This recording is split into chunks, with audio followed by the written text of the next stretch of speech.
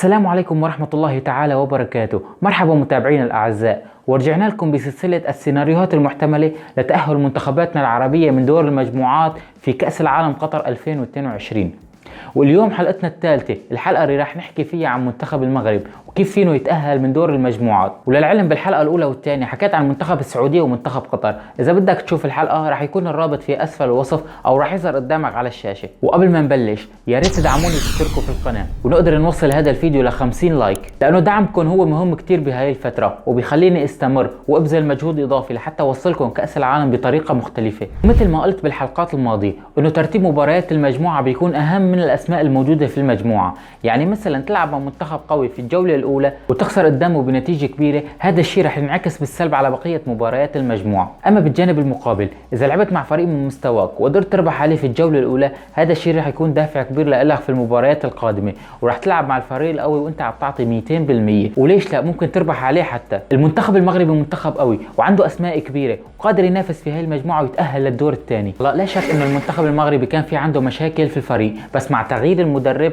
وعودة الأسماء القوية منتخب المغرب صار فيه روح قتالية وصار بيقدر يقاتل بالمجموعة. والمباراة الأولى لمنتخب المغرب راح تكون مع منتخب كرواتيا. المنتخب الكرواتي هو على الورق ثاني منتخبات المجموعة، يعني عندك المنتخب البلجيكي أقوى منه، بس على أرض الواقع المنتخب الكرواتي هو أقوى فرق المجموعة. ليش؟ لأنه هو نفس المنتخب اللي لعب في كأس العالم 2018، يعني العناصر نفسها هي في تجانس كبير بيناتهم واللعيبة كلها فهمانة على بعضها. أفضل نتيجة بتحققها المغرب من هاي المباراة هي التعادل. في الجهة المقابلة بتكون بلجيكا عم تلعب مع كندا. المنتخب الكندي منتخب متطور جدا والمنتخب البلجيكي قوي مثل ما بنعرفه، وانا باعتقادي انه المباراة الثانية حتى رح تنتهي بالتعادل ليصير ترتيب المجموعة الفرق كلها بنقطة واحدة. بنروح للمباراة الثانية لمنتخب المغرب، والمباراة اللي رح تكون مع منتخب بلجيكا، المنتخب القوي جدا واللي بيمتلك عناصر قوية. وانا برأيي انه المنتخب المغربي كمان لازم يحاول يتعادل في هاي المباراة، لانه بالجهة المقابلة بتكون كرواتيا عم تلعب مع كندا، وبرأيي انه المنتخب الكرواتي قادر انه يخسر منتخب كندا وياخذ منه النقاط الثلاثة